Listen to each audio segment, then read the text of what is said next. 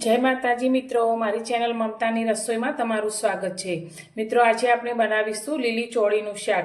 तो आज आपणे थोड़ुं रसादार बने तेवुं चोळीनुं शाक बनावीशुं। तो घणा लोकोने चोळीनुं शाक पसंद नथी होतुं, पण आज आपणे खूब ज टेस्टी मसाला साथे तैयार करीशुं। तो खूब ज ओछा समयमां अने खूब ज ओछा मसाला साथे बनतुं आ शाक खावामां खूब ज टेस्टी बने छे।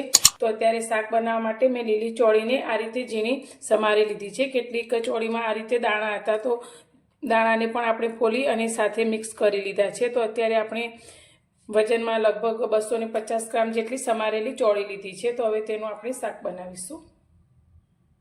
શાકનો વઘાર કરવા માટે આપણે ગેસ પર એક કુકર રાખ્યું છે। તો આપણે આજે શાક કુકરમાં બનાવીશું, તો ખૂબ જ ઓછા સમયમાં શાક બનીને તૈયાર થશે। તો શાકના વઘાર માટે આપણે તેલ એડ કરીશું।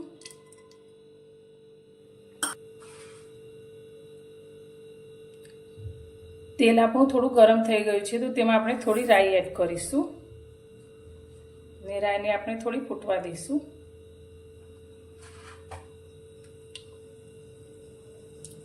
રાઈ આપણી થોડી ફૂટવા લાગી છે, તો તેની અંદર અત્યારે આપણે અડધી ચમચી જેટલું જીરું એડ કરીશું અને સાથે આપણે અડધી નાની ચમચી જેટલો અજમો એડ કરીશું। તો ચોળી એ ઘણીવાર વાયુ કરતી હોય છે, તો અજમો એડ કરવાથી ચોળી ખાવાથી कोई शरीर में के पेट में तकलीफ नहीं थती। हवे साथे हींग एड करीशुं। अत्यारे एक टामेटा ने मैं आ रीते झीणुं समारी लीधुं छे, ते अंदर लई लईशुं।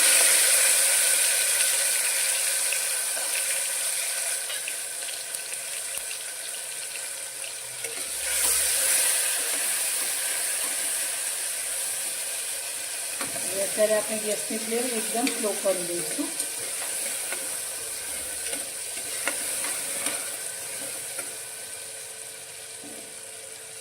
હવે ટામેટાની સાથે જ આપણે જે ચોળીને સમારીને રાખી છે તે અંદર લઈ લઈશું।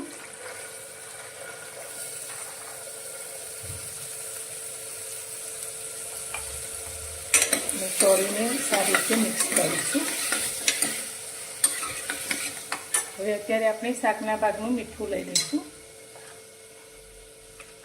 એક નાની ચમચી જેટલું આપણે મીઠું એડ કરીશું।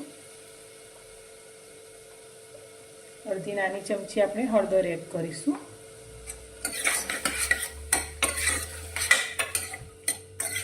हवे एकवार आ रीते मिक्स कर्या पछी अत्यारे आपणे गैसनी फ्लेम एकदम स्लो ज राखी छे। तो हवे आपणे कुकरनुं ढांकण नथी वाखवानुं, पण अत्यारे आपणे आ रीते बीजुं ढांकण वाखी अने धीमा गैस पर ચોળીને ચડવા દઈશું। ત્યાં સુધી આપણે તેના માટેનો મસાલો તૈયાર કરીશું।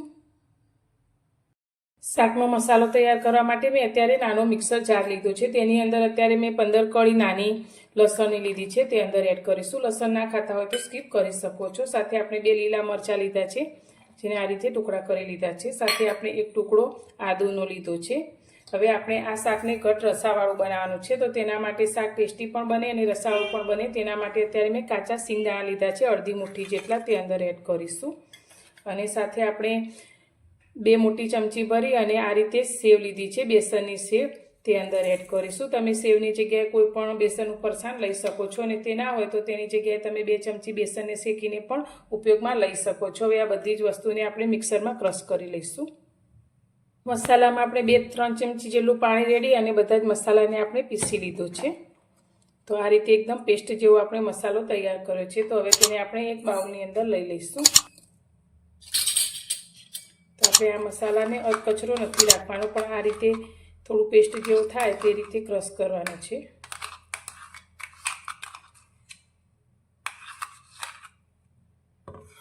હવે મિક્સર જારમાં આપણે થોડું પાણી લઈ અને બધા જ મસાલાને બાઉલમાં લઈ લઈશું। મસાલાની પેસ્ટને આપણે આ રીતે બાઉલમાં લઈ લીધી છે। હવે તેની અંદર આપણે લાલ મરચું પાવડર એડ કરીશું। તો અત્યારે મીડિયમ તીખું હોય તેવું અત્યારે મેં મરચું લીધું છે, તો 1.5 ચમચી જેટલું આપણે લાલ મરચું એડ કરીશું અને તેની સાથે જ આપણે ધાણા જીરું એડ કરીશું। તો ધાણા જીરું પણ આપણે 1.5 ચમચી જેટલું એડ કરીશું। મીઠું આપણે અત્યારે શાકમાં પણ એડ કર્યું છે, તો અત્યારે ચમચીના ચોથા ભાગનું મીઠું અંદર એડ કરીશું, મસાલાના ભાગનું। અને હળદર પણ આપણે અંદર એડ કરી છે, એટલે હળદર પણ આપણે થોડી ચપટી જેટલી અંદર એડ કરીશું અને બધા જ મસાલાને સારી રીતે મિક્સ કરી લઈશું।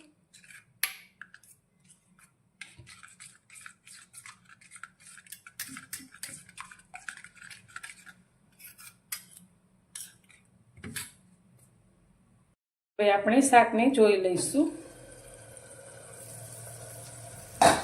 તો એકદમ ધીમા ગેસની ફ્લેમ પર આપણા શાકની અંદર જે ટામેટા એડ કર્યા હતા તે એકદમ સરસ સોફ્ટ થઈને ગળી ગયા છે અને આ રીતે તેલ પણ છૂટું પડી ગયું છે.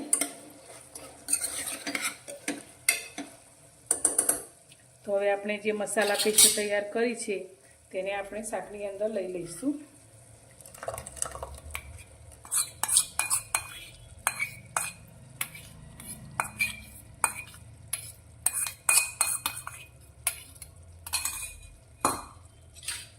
મસાલાને આપણે સારી રીતે શાકમાં મિક્સ કરી અને 1 મિનિટ માટે સારી રીતે સાંતળીશું. તો અત્યારે થોડી વાર માટે આપણે ગેસની ફ્લેમ મીડિયમ કરીશું અને મસાલાને શાકની સાથે સારી રીતે સાંતળીશું.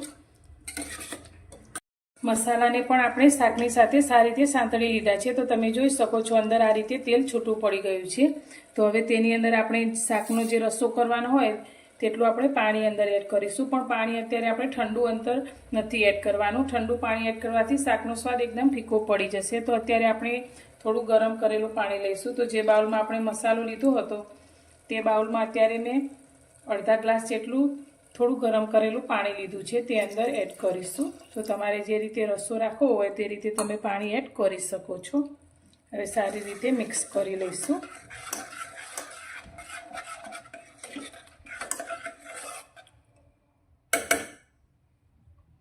હવે આપણે અત્યારે કુકરનું ઢાંકણ બંધ કરીશું અને મીડિયમ ગેસની ફ્લેમ પર 3 સીટી થાય ત્યાં સુધી કુકરને ગેસ પર રાખીશું. કુકરમાં 3 સીટી કરી લીધી છે અને તેની હવા પણ રિલીઝ થઈ ગઈ છે. તો હવે આપણે કુકરનું ઢાંકણ ખોલી લઈશું. તો એકદમ સરસ એવું શાક આપણું તૈયાર થયું છે. તમે જોઈ શકો છો ઉપર તેલ પણ છૂટું પડ્યું છે અને એકદમ મીડિયમ રસાવાળું શાક આપણું બનીને તૈયાર થયું છે. તો તમને ખટાશ અને ગળપણ પસંદ હોય તો તમે આમાં લીંબુનો રસ અને થોડો ગોળ એડ કરી શકો છો. ગરમ મસાલો પણ એડ કરી શકો છો. પણ અત્યારે આપણે અંદર કશું જ એડ નથી કર્યું. આ રીતે સિમ્પલ જ શાક રાખ્યું છે. તો તમને મારી આ શાક બનાવવાની રેસીપી કેવી લાગી? જો પસંદ આવી હોય તો વિડીયોને લાઇક કરજો, શેર કરજો અને મારી ચેનલ પર નવા છો તો ચેનલને સબસ્ક્રાઈબ કરવાનું બિલકુલ ભૂલતા નહીં.